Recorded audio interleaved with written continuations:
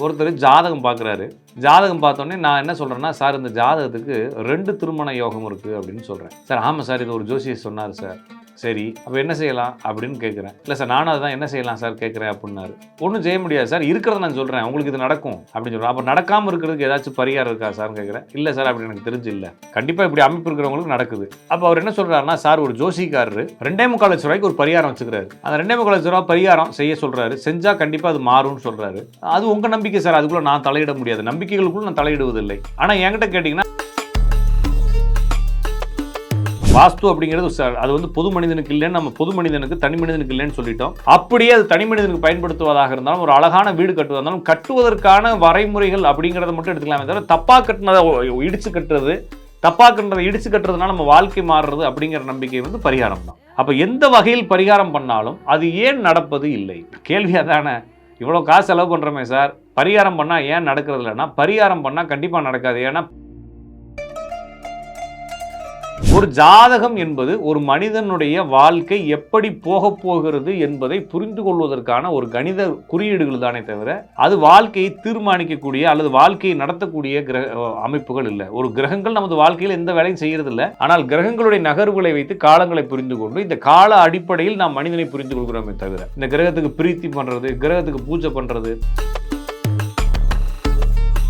உங்களுடைய ஜாதகத்தில் இருக்கக்கூடிய உண்மைகளை சரியான ஜோசியரை நாடி, என்கிட்ட வரணும்னு அவசியம் இல்லை, நீங்க யார்கிட்ட வேணாலும் போய் தெரிந்து கொண்டு அதற்கு ஏற்றாற்போல் வாழ்க்கை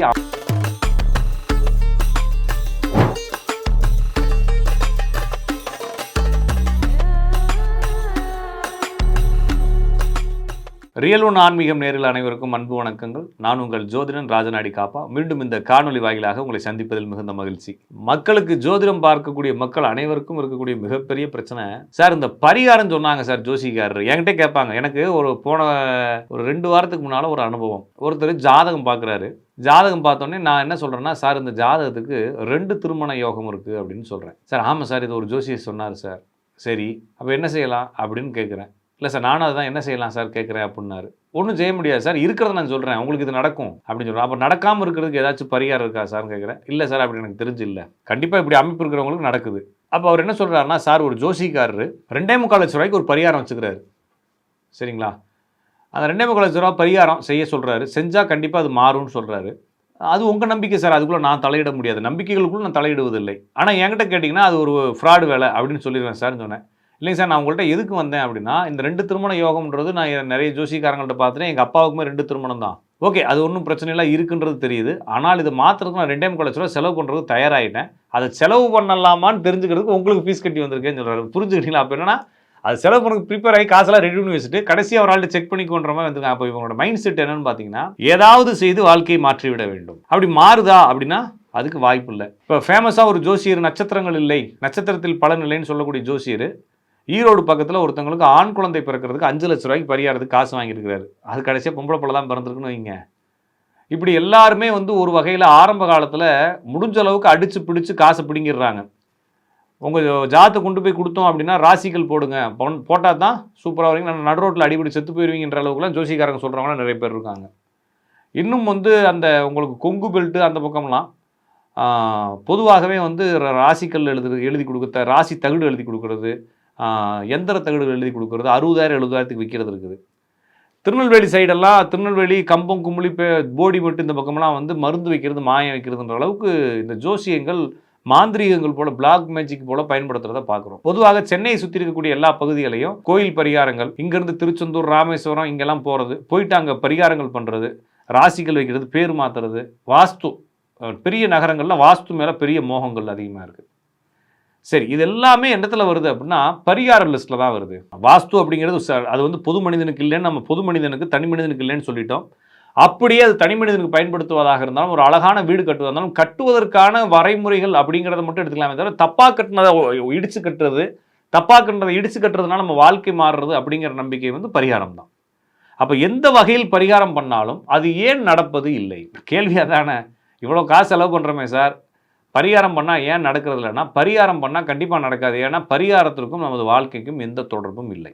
சரியா உங்களுக்கு புரியும் நினைக்கிறேன். ஏன்னா ஒரு ஜாதகம் என்பது ஒரு மனிதனுடைய வாழ்க்கை எப்படி போகப் போகிறது என்பதை புரிந்து கொள்வதற்கான ஒரு கணித குறியீடுகள் தானே தவிர, அது வாழ்க்கையை தீர்மானிக்கக்கூடிய அல்லது வாழ்க்கையை நடத்தக்கூடிய அமைப்புகள் இல்லை. ஒரு கிரகங்கள் நமது வாழ்க்கையில் எந்த வேலையும் செய்யறதில்ல.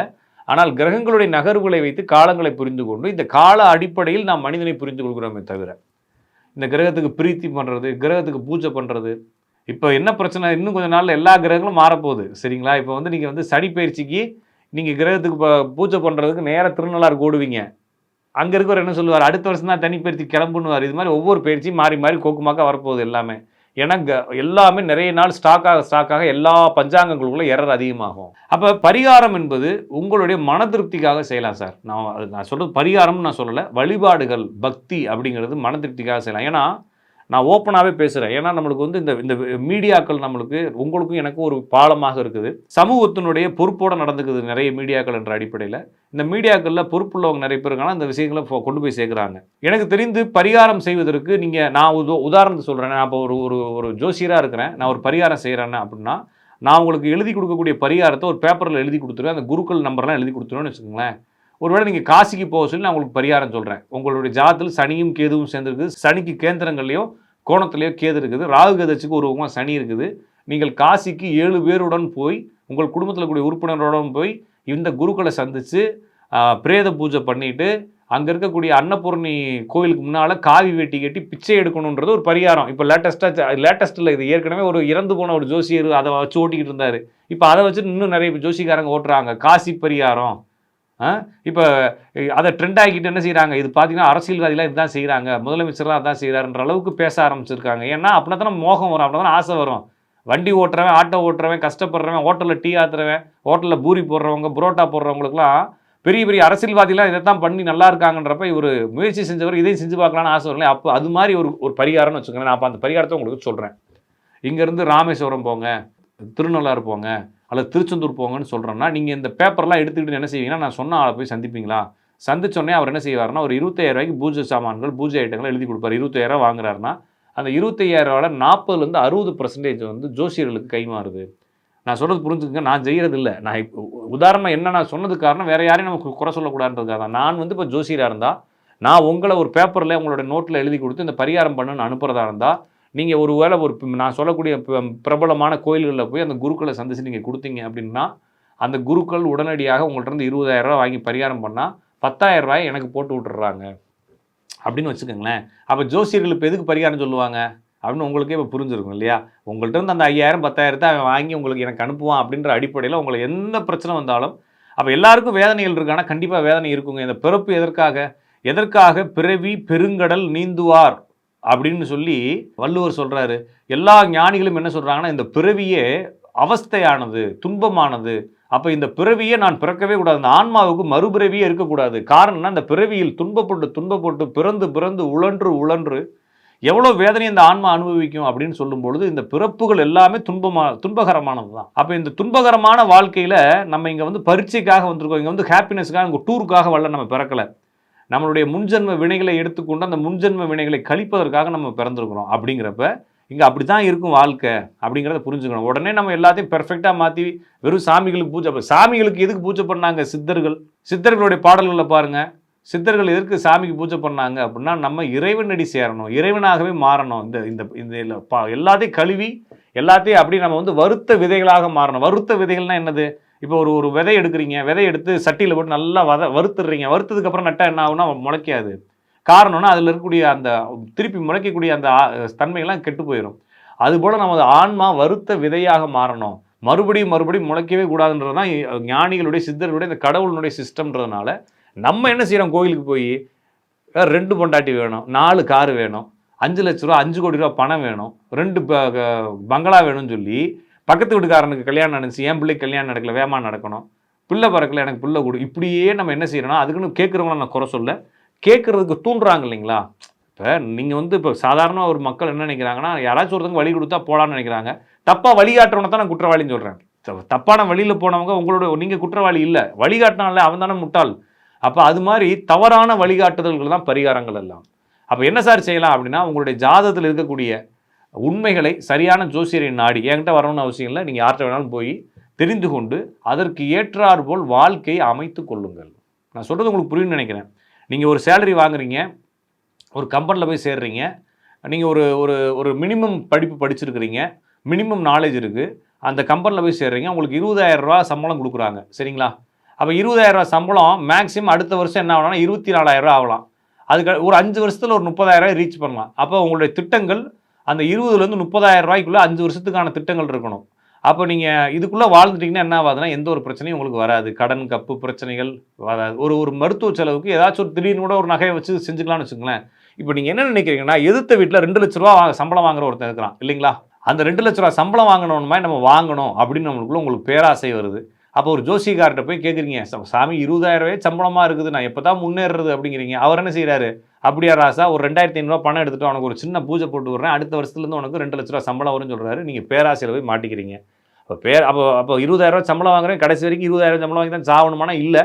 அதுக்கான நேரடி முயற்சிகள் பண்ணணுங்க. என்ன நேரடி முயற்சிகள் பண்ணலாம்? நீங்கள் உங்களுடைய ஸ்டெமினாவை வளர்த்துக்கலாம், உங்களுடைய ஸ்ட்ராட்டஜியை மாற்றலாம், ஆட்டிடியூடு மாற்றலாம், ஓட்டி பார்க்கலாம், பிஸ்னஸ் பண்ணலாம், வேலையிலேருந்து வேறு இன்னொரு வேலை சேர்த்து செய்யலாம், வேறு கம்பெனிக்கு ஒரு சைடு பிஸ்னஸ் மாதிரி பண்ணலாம். இப்படி நேரடியாக சம்பாதிக்கிறதுக்கான வழியை தேடணுமே தவிர ஆனால் அறிவை வளர்த்துக்கலாம் இல்லைங்களா? ஒரு கம்பெனிக்கு போகிறீங்க, அந்த கம்பெனியில் அப்டேட் பண்ணுறதுக்காக ஒரு இன்ஜினியரிங்கோ, ஆனால் அதுக்கு மேலே இருக்கக்கூடிய ஏதாச்சும் ஒரு ப்ரோக்ராமிங் நாலேஜே வளர்த்துட்டு ஒரு படிப்பு படித்து அந்த படிப்பு வழியாக திருப்பி இம்ப்ரூவ் ஆகலாம்.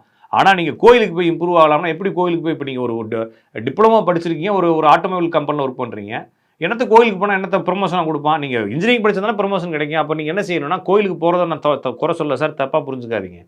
நீங்கள் நேரடியான வழிகளில் நீங்கள் போகணும். அதுதான் சரியான பரிகாரமே தவிர, எதையாச்சும் ஒரு கோயிலுக்கு போங்க அப்படின்னா, இங்கே இருக்கக்கூடிய ஜோசியர்கள்லாம் பரிகாரம் பண்ணி என்ன ஆனாங்கன்னு நீங்கள் கேட்கணும் இல்லையா? அப்போ உங்களுக்கு இருக்கக்கூடிய பிரச்சனைலாம் இல்லாமல் போகிறதுக்கு ஜோசியர் ஐடியா கொடுக்குறாருன்னா, ஒருத்தர் என்ன சொல்கிறாருன்னா, கோடீஸ்வரர் ஆவதற்கு என்ன பரிகாரம் செய்யலாம்னு சொல்லி ஒரு ஒரு பலன் சொல்கிறாருன்னு வச்சுக்கோங்க. அப்போ அந்த ஜோசியர் என்ன இருக்கணும், கோடீஸ்வரனாக இருக்கணுமா இல்லையா? அந்த ஆளுக்கே சோத்துக்கோள் இல்லாமல் கஷ்டப்பட்டு இருக்கான். அப்போ அவர் சொல்கிறத நீங்கள் கேட்டுக்கிட்டு இருக்கீங்க அப்படிங்கிறப்ப கேட்டால் அவருக்கு மட்டும் என்ன சொல்வார், இது என்னுடைய கர்மா அனுபவிக்கிறேன்னுவார். அப்போ உங்களுக்கும் அது கர்மா தானே. எனவே தெளிவாக புரிஞ்சுக்குங்க, ஒரு ஜாதகம், ஒரு ஜோதிடம் என்பது உங்களுடைய வாழ்க்கையை டிசைனை எப்படி இருக்குன்றதை சொல்லுமே தவிர, இதை மாற்றுவதற்கு ஜோதிடர்களுக்கு அருகதை கிடையாது, தகுதி கிடையாது, வக்கு கிடையாதுன்னு சொல்லலாமே தவிர, ஜோதிடர்கள் என்பவர்கள் படித்து சொல்லக்கூடிய ஒரு நபர்கள் அவ்வளோதானே தவிர, அவங்கள்ட்ட மாற்றணும்னு நினைக்காதீங்க. ஒருவேளை நீங்கள் மாற்றணும், ஒரு ஆன்மீக குருவை நாடணும், அந்த ஆன்மீக குரு வழியாக உங்களுடைய வாழ்க்கையை நீங்கள் மாற்றணும்னு நினச்சா அதை ஜோசியரை நம்பாதீங்க. ஏதாச்சும் ஒரு நல்ல ஆன்மீக குருவாக போய் பார்த்தீங்கன்னா அவரும் உங்களுக்கு சொல்லித் தருவார் இந்த வாழ்க்கை எப்படி இருக்குன்றதை. மறுபடியும் இதுபோல் நிறைய தகவலுடன் அடுத்த வீட்டில் சந்திக்கும் வரை உங்களிடம் விடைபெறுவது அன்பு நண்பன் காப்பா.